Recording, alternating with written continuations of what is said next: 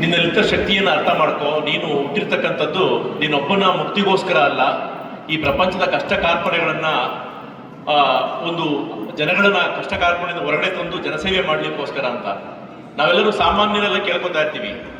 ಸ್ವಾಮೀಜಿಗಳಿಗೆ ಯಾಕೆ ಈ ತರ ಅವರು ಆಧ್ಯಾತ್ಮದಲ್ಲಿ ಪೂಜೆ ಪುನಸ್ಕಾರ ಮಾಡ್ಕೊಂಡು ಆರಾಮಾಗಿರ್ಬೋದಲ್ಲ, ಇಷ್ಟೊಂದು ವ್ಯವಹಾರಗಳನ್ನ ಯಾಕೆ ಮಾಡ್ತಾರೆ, ಇಷ್ಟೊಂದು ಮಠಮಾನ್ಯಗಳನ್ನ ಯಾಕೆ ಕಟ್ತಾರೆ ಅಂತ ಹೇಳ್ಬಿಟ್ಟು ನಮಗೆ ಸಾಮಾನ್ಯವಾಗಿ ಕೆಲವರು ಅಂದ್ರೆ ನಮ್ಮಂತ ಇವರಲ್ಲ, ಕೆಲವರು ನಾಸ್ತಿಕರು ಇರ್ತಾರೆ, ಅವ್ರ ರೀತಿಯಲ್ಲಿ ಪ್ರಶ್ನೆ ಕೇಳ್ತಾರೆ. ಅದಕ್ಕೆ ಉತ್ತರ ಅಂದ್ರೆ ನಮ್ಮಂತ ಜೀವಂತ ಉದಾಹರಣೆಗಳು. ಸ್ವಾಮಿ ವಿವೇಕಾನಂದರು ಅವತ್ತು ಮನಸ್ಸು ಮಾಡಿದ್ರು, ಅವತ್ತು ಮನಸ್ಸು ಮಾಡಿ ಇಡೀ ಜಗತ್ತಿಗೆ ಇವತ್ತೇನಾದ್ರು ಜಗತ್ತಿನಲ್ಲಿ ಇವತ್ತು ಆಧ್ಯಾತ್ಮಿಕ ಪರಂಪರೆ ಉಳಿದಿದೆ ಅಂತಂದ್ರೆ ನವಯುಗದಲ್ಲಿ, ನವ ಭಾರತದಲ್ಲಿ, ಪ್ರಪಂಚದಲ್ಲಿ ಇವತ್ತು ಅದಕ್ಕೆ ವಿವೇಕಾನಂದರೇ ಕಾರಣ. ಆ ರೀತಿಯಾಗಿ ನಮ್ಮ ಯುಗಯೋಗಿ ಬಾಲಗಂಗಾಧರ ಸ್ವಾಮೀಜಿಗಳು ನಮ್ಮ ಜೊತೆ ಇದ್ರು. 1994-95ರಲ್ಲಿ ನಾವು ಗಂಗಾಧರೇಶ್ವರ PUC ಕಾಲೇಜಲ್ಲಿ ಸೈನ್ಸ್ ಓದ್ತಾ ಇದ್ದವು. ಈಗ ಏನು ಭೈರವೇಶ್ವರ ದೇವಸ್ಥಾನ ಇದೆಯಾ, ದೇವಸ್ಥಾನಕ್ಕೆ ಸಮಾಧಾನ ಮಾಡೋ ಪ್ರತಿ ಭಾನುವಾರ ನಾವು ಬಂದು ಇಲ್ಲಿ ನಮಗೆ ಫೌಂಡೇಶನ್ ಹಾಕ್ತವ್ರಿ ನಾವು. ಅದು ಹೆಮ್ಮೆ ನಮಗಿದೆ ಇವತ್ತು. ಏನು ಒಂದು ನಮ್ಮ ಬ್ಯಾಚ್ನವರೆಲ್ಲ ಪೂರ್ತಿ ನಾವು ಮಠದಲ್ಲೇ ಹಾಸ್ಟೆಲ್ ವಾಸ ಇದ್ದವು.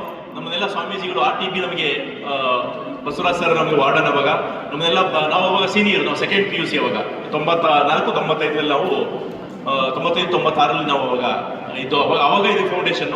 ನಮ್ಗೆ ಇನ್ನೊಂದೇನಪ್ಪ ಸೌಭಾಗ್ಯ ಅಂದ್ರೆ ಈ ಮಠದ ಎಲ್ಲಾ ಕಲ್ಲುಗಳನ್ನ ತಂದು ತಮಿಳುನಾಡಿಂದ ನಮ್ಮ ಹಾಸ್ಟೆಲ್ ಪಕ್ಕದಲ್ಲಿ ಕೆಳಗಡೆ ಅಲ್ಲಿ ಇದ್ರಲ್ಲಿ ಹಾಕಿದ್ರು. ಆ ಸ್ವಾಮೀಜಿ ಅವರು ಅವ್ರು ಎಂತ ಶ್ರದ್ಧೆ ಅಂತಂದ್ರೆ ನಿಜವಾಗ್ಲು ನಮ್ಮ ಸ್ವಾಮೀಜಿ ಅವರು ಹೇಳಿದ್ರು, ಅವ್ರು ನೋಡಿದ್ರೆ ಕಣ್ಣೀರು ಬರ್ತಿತ್ತು ಅಂತ.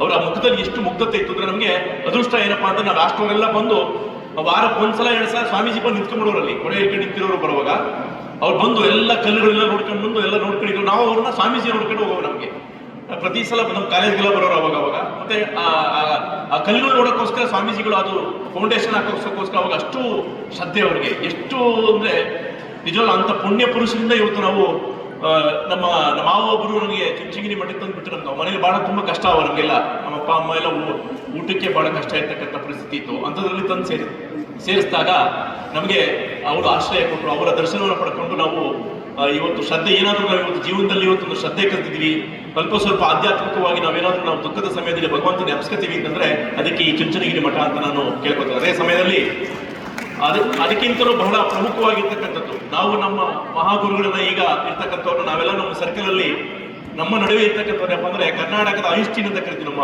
ನಿರ್ಮಲಾನಂದ ಮಹಾಸ್ವಾಮೀಜಿಗಳನ್ನ ಕರ್ನಾಟಕದ ಐನ್ಸ್ಟೀನ್ ಅಂತ ಅಂದ್ಬಿಟ್ಟು, ಅಥವಾ ಭಾರತದ ಐನ್ಸ್ಟೀನ್ ಅಂದ್ರೆ ಕೆಟ್ಟದಾಗಲ್ಲ. ಯಾಕೆಂದ್ರೆ ಅವ್ರ ವಿಜ್ಞಾನಿಗಳು, ನಮಗೆಲ್ಲ ಗೊತ್ತಿರಬೇಕು. ನಿಮ್ಗೆ ಅವರು IIT ಸ್ಟೂಡೆಂಟ್, ಅವರು ಎಷ್ಟೋ ಜನ ಗೊತ್ತಿದೆಯೋ ಗೊತ್ತಿದ್ದ ಸಾಮಾನ್ಯ ನಮ್ಮ ಚುಂಚನಗಿರಿ ಇರ್ತಕ್ಕಂಥ ಎಲ್ಲ ಭಕ್ತರಿಗೂ ಗೊತ್ತಿರ್ತದೆ. ಇವತ್ತು ಗೊತ್ತಿರಬೇಕು ನಿಮಗೆ, ಇಡೀ ಭಾರತದಲ್ಲಿ ಇರ್ತಕ್ಕಂಥದ್ದು ಬರೀ 22 IIT, 22-23 ಅಷ್ಟೇ IIT ಇರೋದು. ಇತ್ತೀಚೆಗೆ 2-3 ಜಾಸ್ತಿ ಆಗಿರ್ಬೋದು. ಆಗಿನ ಕಾಲದಲ್ಲಿ ಸುಮಾರು 30 ವರ್ಷದ ಹಿಂದೆ 40 ವರ್ಷದ ಹಿಂದೆ IIT ಸೀಟ್ ಅಂದ್ರೆ ಕಲ್ಪನೆ ಇಲ್ಲ. ನಾವು CET ಬರೆಯೋಕ್ಕೂ ಆಗಲಿಲ್ಲ ನಮ್ಮ ಕೈಲಿ. CET ಕ್ವಶನ್ ಪೇಪರ್ ನೋಡೋಕೆ ಆಗ್ತಿರಲಿಲ್ಲ ನಮಗೆ. ಅಂತ ಸಮಯದಲ್ಲೇ ಸ್ವಾಮಿಗಳು NIE ಕಾಲೇಜಲ್ಲಿ ಇಂಜಿನಿಯರಿಂಗ್ ಮಾಡಿ IIT MTech ಮಾಡಿ ವಿಜ್ಞಾನಿಗಳಾಗಿರ್ತಕ್ಕಂಥವ್ರು, ವಾಟರ್ ಅಂಡ್ ಇದರಲ್ಲಿ ಮುಂಬೈನಲ್ಲಿ ಕೆಲಸ ಮಾಡ್ತಕ್ಕಂಥ ವಿಜ್ಞಾನಿಗಳಾದವರು ಅನಿರೀಕ್ಷಿತವಾಗಿ ನಮ್ಮ ಪುಣ್ಯವೋ ಏನೋ, ಕರ್ನಾಟಕದ ಪುಣ್ಯವೋ ಏನೋ ನಮ್ಮ ಬಾಲಗಂಗಾಧರ ಸ್ವಾಮೀಜಿಗಳ ಕಣ್ಣಿಗೆ ಬಿದ್ದು ಇವತ್ತು ಅವರ ಆಧ್ಯಾತ್ಮಿಕ ಒಂದು ಪರಂಪರೆಗೆ ಎಂಟ್ರಿ ಆಗಿ ಇವತ್ತು ನಮ್ಮ ಆದಿಚುಂಚನಗಿರಿ ಮಠವನ್ನು ಮುಂದುವರಿಸ್ತಾ ಇದ್ದಾರೆ.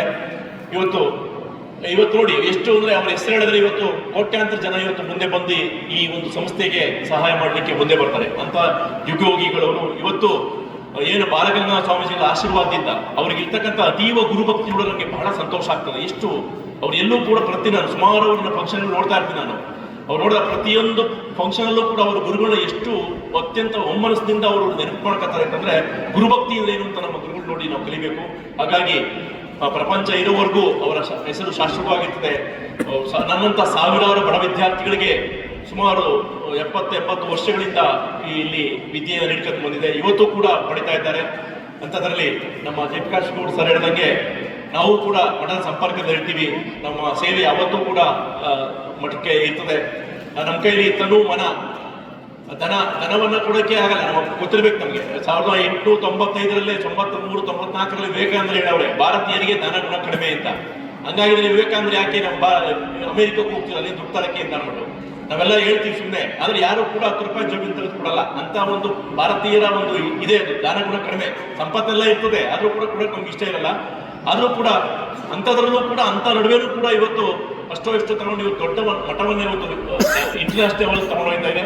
ಕೊನೆಗೆ ನಮಗೆ ತನು ಮತ್ತೆ ಧನವನ್ನ ಕೊಡೋಕ್ಕಾಗಲ್ಲ ಅನ್ನೋ ಮನಸ್ಸಿನ ಮೂಲಕವಾಗಿ ನಮ್ಮ ಮಠ ಚೆನ್ನಾಗಿರ್ಲಿ ಅಂತ ನಾವು ಪ್ರಾರ್ಥನೆ ಮಾಡಿದಾಗ ಒಳ್ಳೇದಾಗುತ್ತೆ ಅಂತ ಹೇಳಿ ಇರ್ತಕ್ಕಂಥ ಎಲ್ಲಾ ವಿದ್ಯಾರ್ಥಿಗಳು ಕೂಡ ಬಹಳ ಅತ್ಯಂತ ಶ್ರದ್ಧೆಯಿಂದ ಕಲೀರಿ, ಯಾವುದೇ ಕಾರಣಕ್ಕೂ ಕೂಡ ವಿದ್ಯೆಯನ್ನು ಬಿಟ್ಟು ಬೇರೆ ಕಡೆ ಹೋಗಬಾರ್ದು ಅಂತ ನಮ್ಮೆಲ್ಲರ ಆರೈಕೆ ಇರ್ತದೆ ಅಂತ ಹೇಳಿ ಇಲ್ಲಿ ಮಾತಾಡಲಿಕ್ಕೆ ಅವಕಾಶ ಮಾಡಿಕೊಟ್ಟಂತಹ ನಮ್ಮ ವಿಜಯಲಕ್ಷ್ಮಿ ಮೇಡಮ್ ಅವರು ನಮಗೆ ಪಾಪ ಮೊನ್ನೆಯಿಂದನೂ ಕೂಡ ನಮಗೆ 4-5 ಸಲ ಫೋನ್ ಮಾಡಿ ನಮಗೆ ಇಲ್ಲಿ ಬರಲಿಕ್ಕೆ ಹೇಳಿದ್ದಾರೆ. ಅದೇ ರೀತಿ ಪ್ರಸನ್ನಾನಂದ ಸ್ವಾಮೀಜಿಗಳು, ಚೈತನ್ಯ ಸ್ವಾಮೀಜಿಗಳು, ನಮಗೆ ಅವಾಗ ಚಿಕ್ಕಂದ ಕಟ್ಟಾಗಿದೆ ನಮ್ಮ ಸ್ವಾಮೀಜಿಗಳು, ಚೈತನ್ಯ ಸ್ವಾಮೀಜಿಗಳು. ನಾವೆಲ್ಲ 30 ವರ್ಷಗಳ ಹಿಂದೆ ಯಾವಾಗ ಅದೇ ಆಶ್ಚರ್ಯ ನನಗೆ ಬಂದ ತಕ್ಷಣ ಸ್ವಾಮೀಜಿಗಳು ಇತ್ತು ನಾನು ಕೇಳ್ಕೊಂಡೆ. ಅವಾಗ ಹೆಂಗಿದ್ರು ಆ ಸ್ವಾಮಿಗಳು ಹಂಗೆ ಇದೆ. ನಾವು ನಿರ್ಮಲಾನಂದ ನೋಡಿರಲಿಲ್ಲ, ನಾವು ಪ್ರಸನ್ನಾನಂದ ಸ್ವಾಮೀಜಿ ನೋಡಿದ್ದು, ಮತ್ತೆ ಈಗ ಮಂಡ್ಯದಲ್ಲಿದ್ದಾರೆ ಅವ್ರನ್ನೂ ನೋಡಿದ್ದು ನಾವು. ಅಲ್ಲಿ ಮೊದಲು ಇಲ್ಲಿದ್ದು ಪ್ರಧಾನ ಕಾರ್ಯದರ್ಶಿಗಳಾಗಿದ್ರು. ಚೈತನ್ಯ ಸ್ವಾಮೀಜಿಗಳು ಅವಾಗ ಹೇಗಿದ್ರು, ಅವ್ರ ಆರೋಗ್ಯ ಅಷ್ಟೇ ಚೆನ್ನಾಗಿದೆ, ಇನ್ನೂ 100 ವರ್ಷ ಅವ್ರು ಅದೇ ಥರ ಇರಲಿ ಅಂತ ನಾವು ಅವ್ರಿಗೆ ಒಳ್ಳೆಯದಾಗಲಿ ಅಂತ ಹೇಳ್ತೀನಿ. ನಮ್ಮೆಲ್ಲ ಗುರುಗಳು ಇದ್ದಾರೆ. ನನಗೆ ಎರಡು ಮಾತಾಡಲಿಕ್ಕೆ ಅವಕಾಶ ಮಾಡಿಕೊಂಡು ಎಲ್ಲರಿಗೂ ಒಪ್ಪಿಸಿ ಇದನ್ನು ಮಾತು ಮುಗಿಸ್ತೀನಿ. ಜೈ ಬಾಲಗಂಗಾಧರ ಸ್ವಾಮಿ. ಗುರು ಸೇವೆಯನ್ನು ಸ್ಮರಿಸಿ ಸಾರ್ಥಕ ಧನ್ಯತಾ ಭಾವನೆ ವ್ಯಕ್ತಪಡಿಸಿದ ಶ್ರೀ ರಂಗೇಗೌಡ ಅವರು, ಜಂಟಿ ನಿರ್ದೇಶಕರು, ಸಮಾಜ ಕಲ್ಯಾಣ ಇಲಾಖೆ. ಧನ್ಯವಾದಗಳು ಸರ್. ಇದೀಗ ಅನಿಸಿಕೆ ಶ್ರೀಮತಿ ಮೋಕ್ಷಪ್ರದಾಯಿನಿ, ಹಿರಿಯ ವಿದ್ಯಾರ್ಥಿನಿ. ಮುಂದಿನ ಸಿದ್ಧತೆಗೆ ಸುಧೀರ್, ವಕೀಲರ ಸಂಘದ ಅಧ್ಯಕ್ಷರು, ಮೈಸೂರು.